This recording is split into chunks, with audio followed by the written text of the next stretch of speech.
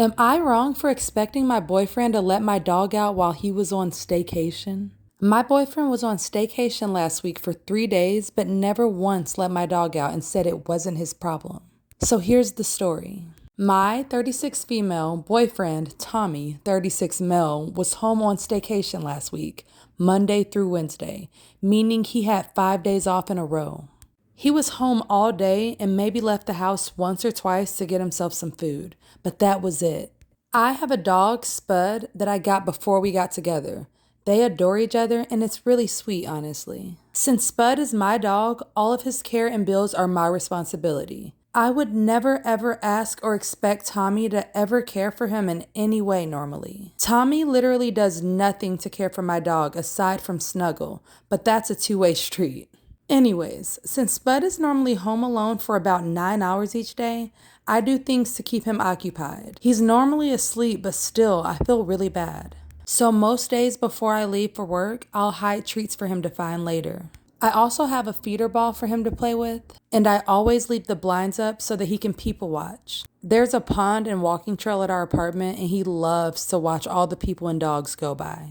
I even leave a YouTube dog channel on. You get it. I make sure that my dog is spoiled. Sometimes I come home during lunch to let him out and snuggle. I considered hiring a dog walker, but Tommy said absolutely not since he's scared that we'll get our stuff stolen. Since Tommy was home though, I thought he'd be nice enough to take him out in the middle of the day to let him pee. He didn't on Monday and I brought it up. He said, "No, I won't because then he'll expect it."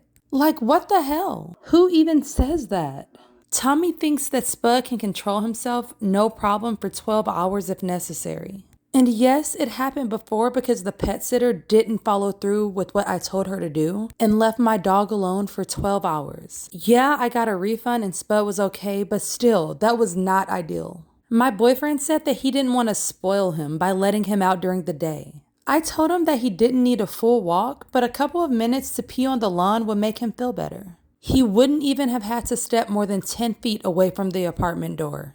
I reminded him on weekends he gets walked and let out a lot more, and is still fine during the week. But Tommy still insisted that he didn't care and that I was acting like a brat about it. And no, I didn't yell or get dramatic. Spud is my dog after all, but am I wrong for hoping that Tommy would help him out and just let him pee for 2 minutes?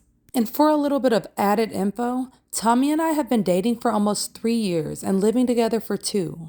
I've had Spud for half a decade. Spud came first and always will.